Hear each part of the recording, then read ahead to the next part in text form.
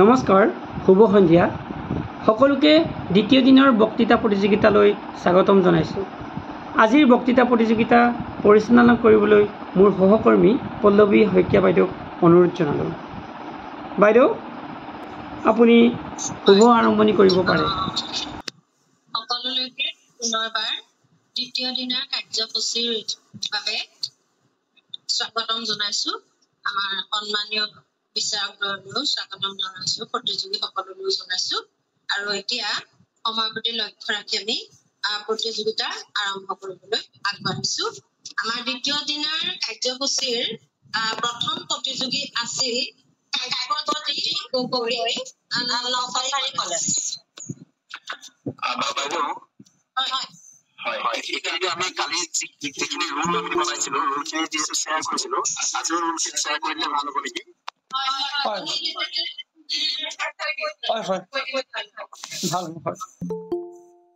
Very good evening to all of you. আমি আৰম্ভ কৰিছিলো কিছুমান ৰুল এণ্ড ৰেগুলেশ্যন আমি পাতিছিলো। সেইখিনি সহায় কৰিব বুলি ভাবি মই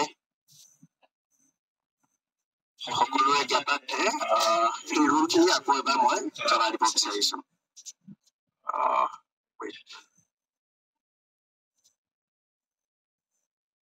visible to all of you, সকলোৱে দেখিছেনে?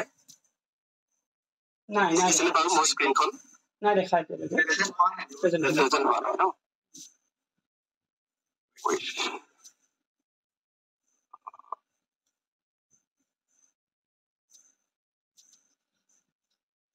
Is it visible? Yes. Okay. So, our বিষয়বস্তুটো হৈছে impact and future prospects of meta artificial intelligence in present society, বৰ্তমান সমাজত মেটা কৃত্ৰিম বুদ্ধিমত্তাৰ প্ৰভাৱ আৰু ভৱিষ্যতৰ সম্ভাৱনা। এই বিষয়বস্তুটোৰ ওপৰত লক্ষ্য ৰাখি আমি তাৰ যিটো মূল বিষয়বস্তু হিচাপে চিহ্নিত কৰিছো, সেইটো হৈছে AI ওপৰত অভাৰভিউ এটা আমি লক্ষ্য কৰিম। আৰু তাৰ সমান্তৰালভাৱে ইয়াত যিটো বিষয়বস্তু নিৰ্ধাৰণ কৰিছে, সেইটো মেটাৰ ওপৰত আমি চাম। আৰু মেটা যিহেতু আমি জানোৱে এইটো এটা আমব্ৰেলা টাৰ্ম, তাৰ ভিতৰত বিভিন্ন ধৰণৰ Web 2.0 যিখিনি টুলছ থাকে সেইখিনি আমি জানোৱে, আমাৰ সকলোৱে পৰিচিত, সেইখিনি আমি পাম। আৰু তাৰ সমান্তৰালকৈ আমি impact of AI, meta AI যিমানখিনি তাৰ প্ৰভাৱ আছে, সমান্তৰালকৈ তাৰ মেৰিটছ এণ্ড ডিমেৰিটছ সেইখিনিও আমি চাম। পচিবিলিটি অফ AI, এই বিষয়বস্তুৱে আমাক যিহেতু কৈছে ভৱিষ্যতৰ দৃষ্টিভংগী ৰাখি যে কি ধৰণৰ সুবিধা অসুবিধা বা ভৱিষ্যতলৈ কি ধৰণৰ পৰিৱৰ্তন হ'ব পাৰে, সেইখিনিও আমি মন দিম। আৰু তাৰ লগতে বক্তাজনৰ চেল্ফ পাৰ্সপেক্টিভ, নিজৰ কি ধৰণৰ সেই বিষয়বস্তুটোৰ ওপৰত সামগ্ৰিক ধাৰণা বা ভৱিষ্যতৰ প্ৰতি কি ধৰণৰ মত পোষণ কৰিব পাৰে, সেই দৃষ্টিভংগীও আমি লক্ষ্য ৰাখিম। আৰু লগতে যিহেতু এটা বক্তৃতা প্ৰতিযোগিতাৰ কথা কোৱা হৈছে, তাৰ লগতে আমি লেংগুৱেজ প্ৰফিচিয়েঞ্চি বা কথন শৈলীৰ ওপৰত আমি মন দিম। আৰু সামগ্ৰিকভাৱে গোটেই বিষয়বস্তুটো উপস্থাপন অৰ্থাৎ প্ৰেজেণ্টেশ্যনটো কেনেকুৱা হৈছে সেয়া আমি মন কৰিম। আৰু এইখিনিৰ সহায়তে ছাত্ৰ ছাত্ৰীসকলে আজি এই বিষয়বস্তুখিনি ভালদৰে সাঙুৰি ল'ব বুলি মই আশা ৰাখিছো। আৰু ইয়াকে কৈ ছাত্ৰ ছাত্ৰীসকলৰ প্ৰতিযোগিতা আৰম্ভ কৰিবৰ কাৰণে মই অনুৰোধ জনাইছো। ধন্যবাদ মহোদয়। এতিয়া আমি দ্বিতীয় দিনৰ প্ৰতিযোগিতাৰ কাৰ্যসূচীৰ ভিতৰলৈ যাব বিচাৰিছো। আজি দ্বিতীয় দিনৰ প্ৰতিযোগিতাৰ কাব্যজ্যোতি গগৈ, নলবাৰী কলেজ।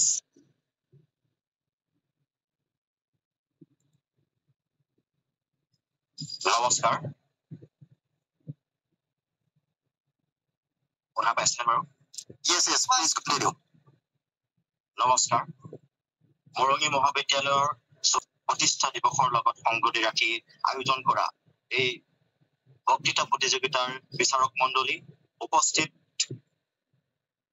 মৰঙী মহাবিদ্যালয়ৰ শিক্ষাগুৰুসকল, বিভিন্ন মহাবিদ্যালয়ৰ পৰা এই প্ৰতিযোগিতাত অংশগ্ৰহণ কৰা মোৰ অগ্ৰজসকল, বন্ধুবৰ্গ আৰু অনুজসকল, সকলোকে মৰম আৰু শ্ৰদ্ধা জ্ঞাপন কৰিছো। বৰ্তমান সময়ত বিজ্ঞান আৰু প্ৰযুক্তিবিদ্যাৰ বিকাশ যিটো পৰ্যায় পাইছেগৈ, সেই বিষয়ে আমি সকলোৱে জ্ঞাত। বিজ্ঞান প্ৰযুক্তিৰ এক অতুলনীয় আৱিষ্কাৰ হল কৃত্ৰিম বুদ্ধিমত্তা, যাৰ বিষয়ে প্ৰথম উল্লেখ হৈছিল 1956 চনৰ ডাৰ্টমাউথ কলেজৰ এখন গৱেষণা সন্মিলনত। কৃত্ৰিম বুদ্ধিমত্তা হল যন্ত্ৰৰ দ্বাৰা প্ৰকাশিত বুদ্ধিমত্তা, য'ত মানুহৰ বুদ্ধিমতা আৰু চিন্তা শক্তিক যন্ত্ৰৰ দ্বাৰা অনাকিত কৰাৰ চেষ্টা কৰা হয়।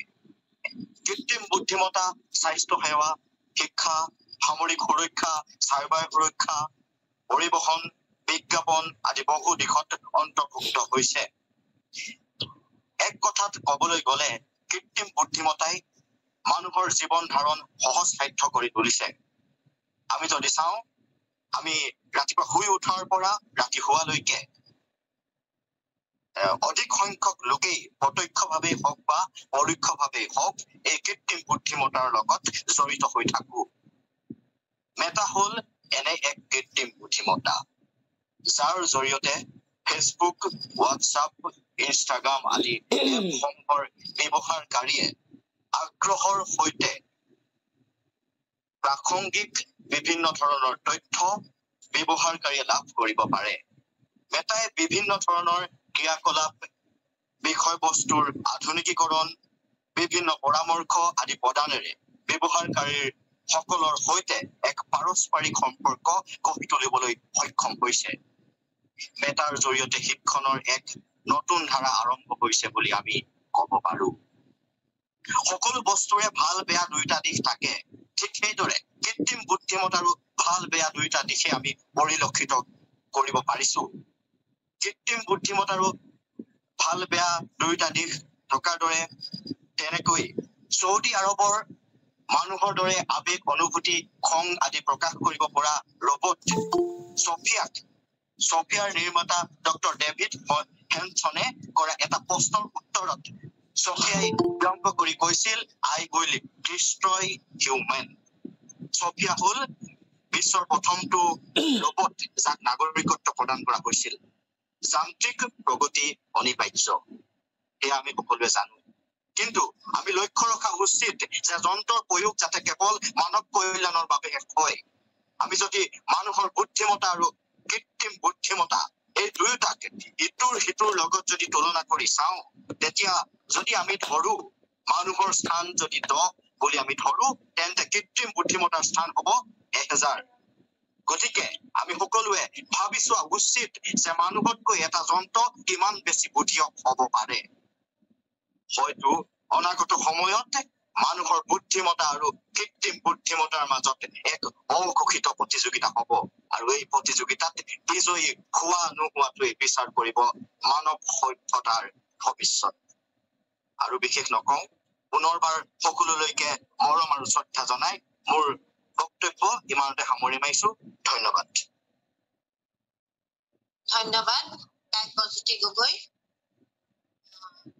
ইয়াৰ পাছৰ প্ৰতিযোগী হল অবিনাশ দত্ত, নকছাৰী কলেজ।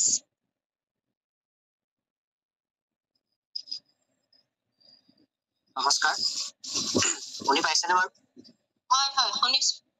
নমস্কাৰ, সন্মানীয় বিচাৰক মণ্ডলী আৰু শ্ৰদ্ধাৰ শিক্ষাগুৰুসকল, সকলোকে মোৰ শ্ৰদ্ধা জ্ঞাপন কৰিছো। আজি মই আৰ্টিফিচিয়েল ইণ্টেলিজেন্সৰ ওপৰত এটা চমু বক্তব্য প্ৰদান কৰিবলৈ লৈছো। We can lead our nation to a growing destination, and since Meta AI is not only used to India, all over the nation it is used. So I hope if everybody used properly, then definitely India will come to a stage where everyone is educated and all. And the fourth aspect that is the future aspect, I would like to say that in future, now the artists, most of the people, they are not doing the politics or the extra curriculum activities, but through AI, everyone is doing about it. And I think if it goes in this way, they will be able to realize their own qualities with the freedom within them. Not using AI, the people, they are the artists, the creators, they are trying to take one by one things which is very much essential for them. Using Meta AI, most of the people, they are using their stories, their qualities like the music guitarist, they are giving their videos and all. The musician is getting viral through the Meta AI, through Facebook, and Instagram and WhatsApp, and that's how they are earning their even from the YouTube stars going on the shorts and vlogs and all. It's all going on because of the Meta AI. It's also that AI have got to do, and that's how people are growing. And if the people use it properly, in the proper sense, I hope the Meta AI will keep growing. And in the future purposes also, for doctors also, they are doing the diagnosis and mental health checkup, everything with the help of AI.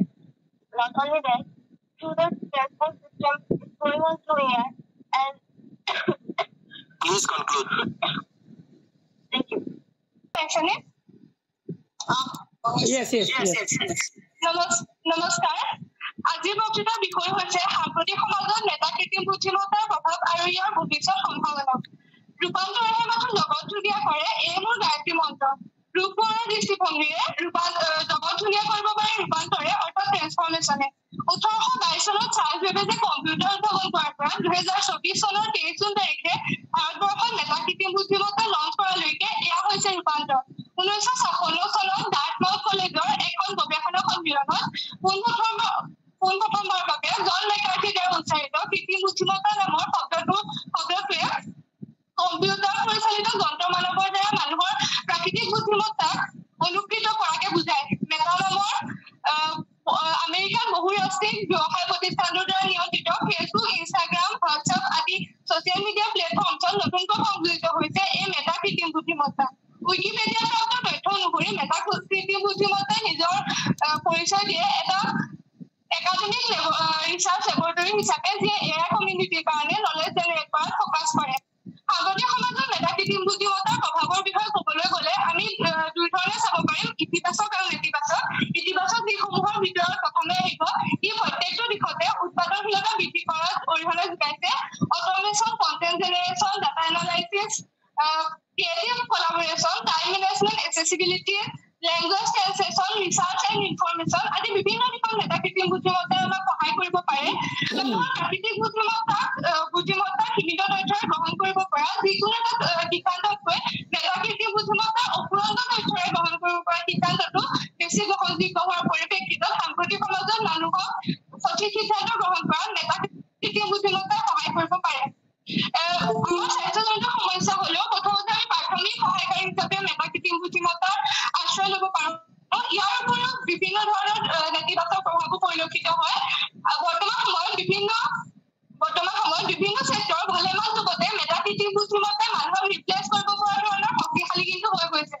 AI আমি যিমানেই use কৰোঁ সিমানেই train হয়, আৰু যিমানে train হ'ব সিমানে মানুহৰ চাকৰি ল'ব। গতিকে মানুহৰ চাকৰি কমি অহাৰ ফলত বা কৰ্মসংস্থাপনহীনতাৰ ফলত মানুহৰ অৰ্থনৈতিক দিশটো কিন্তু বিপৰ্যস্ত হৈছে।